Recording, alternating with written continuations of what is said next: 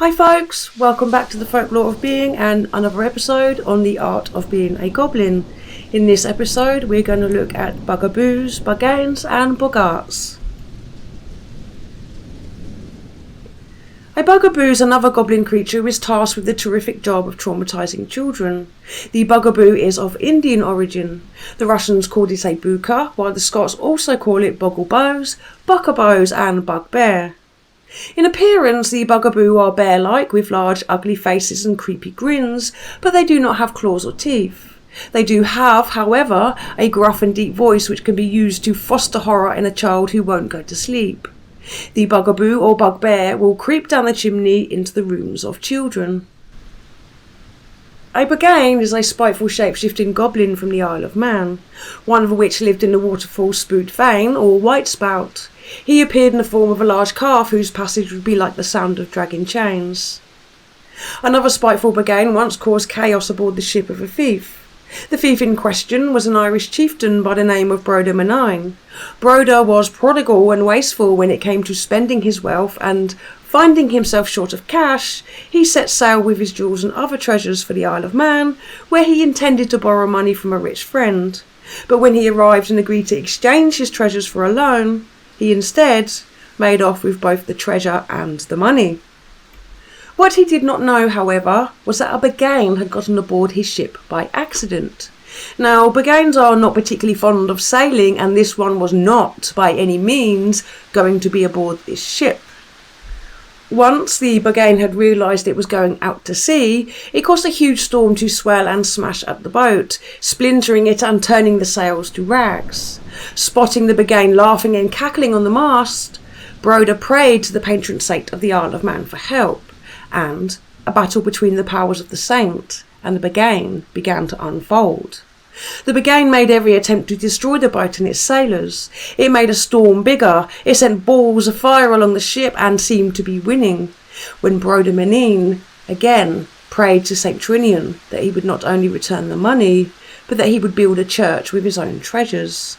As soon as this oath was uttered, the winds turned in Broda's favour and his ship was pushed back into the harbour. Once he was on shore, he made his way to make peace with his friend and to build the church. However, the building of the church did not go well at the start. The next day, the work from the day before would be found undone, and unfounded fires would break out. The labourers began to claim to see a hideous creature watching them from the trees around the site. Broda knew then that the bugane was back and ready for revenge and mayhem.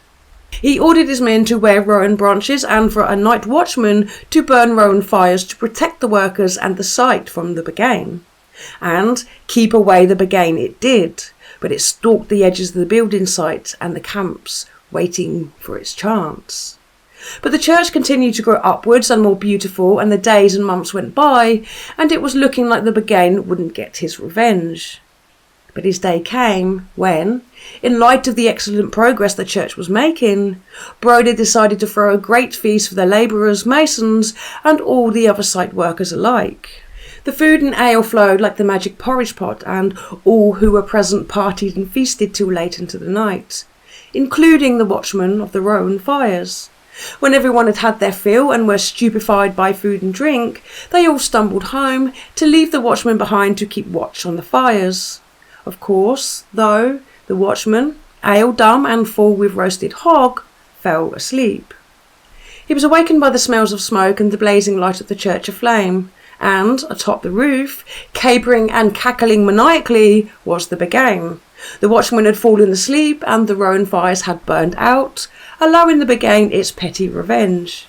There was nothing to do but to let the church burn, and Broda, penniless, made his way back to Ireland.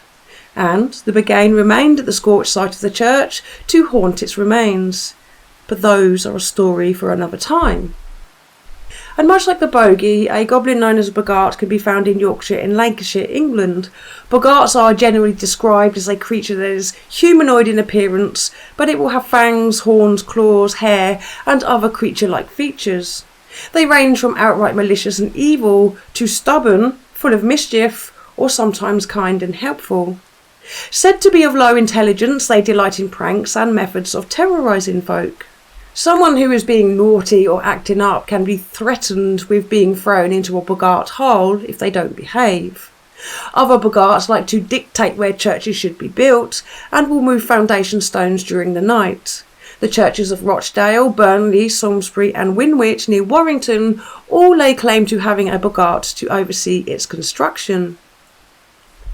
Dunnies are shape-shifting boggarts from the north-east of England, and a well-known one hailed from Hazelrig in Northumbria. It would materialise in the form of a donkey or plough horse. If in the form of a plough horse, he would allow farmers to harness him, and then, once the work was half done, he would buck the plough off and run away laughing. He liked to appear in the form of a farmer's horse, and would throw them off when they were halfway somewhere.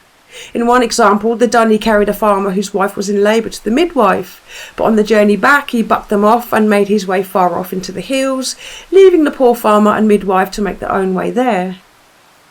A legend has it that the original Dunny was the spirit of a border reaver who was caught and killed for theft. Now, many goblin spirits seem to take the form of previous human spirits, who then become a type of goblin in their own right. A Lancastrian bridge-dwelling boggart terrorised folks who tried to cross the stream outside of the town in Weir in Lancashire, England. This particular boggart had its appearance from a woman who was murdered and beheaded at the stream.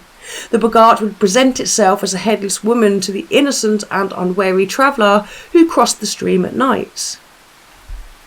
So one moonlit night, a man was driving his horse and cart home from a long day of trading at Garstang Market, where he'd made a tidy sum of money. This good fortune for the trader meant a long evening of soaking himself in beer. Singing ale songs as they plodded along, the trader began to feel very uncomfortable, because there was just something in the air.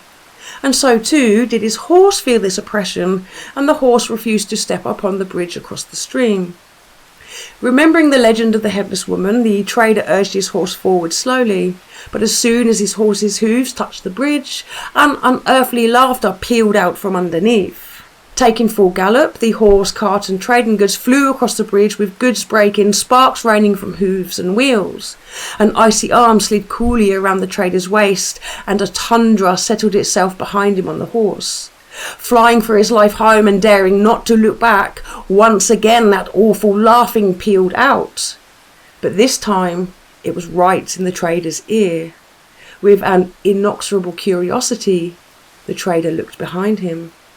There, on the back of his horse, grinning like death, was not the expected headless woman, but worse, a skeletal apparition that was clinging to him and laughing at him like a lunatic moon. The trader, his eyes fixed hypnotically on the dead, empty obsidian sockets of the entity's eyes, galloped onwards blindly until finally, and inevitably, horse, cart and trader crashed into the trees. Then nothingness. When the trader awoke from his unconscious stupor, the sun had fully broken the horizon. Life was bright, normal and sweet again. No icy phantom with the abyss for eyes was upon him. Bloodied and battered, the trader made his way home to tell of his tale of the boggart of the brook. Another version of this story has the boggart as being a bonnet-wearing, basket-carrying old woman who walks and stalks the country lanes of Lancashire, and anybody that encounters her will carry on everyday earthly conversations with her until at one point she'll turn towards them and they will see that the bonnet has no head inside it. And then with a cackle, she will lift the cover of the basket and out will pop her head, snapping and biting at the victim. Now, terrifyingly, this head has its own volition and is able to chase after the terrified traveller. So, if you happen to see an old lady walking along the country roads of Lancashire, I would suggest that you don't pull the car over or your bike or whatever where you're traversing the country lanes of Lancashire, because you just might get chased by a grotty old woman's head. Now, my stories of boggarts do not end here, but the video will, because the next video is about house goblins, and boggarts do like to move into our houses as well. So for now, I'm going to stop here. I will thank you for watching the video, and if you enjoyed watching, please drop a little like for me because it will help the channel out a little bit, and I will say goodbye and see you in the next video.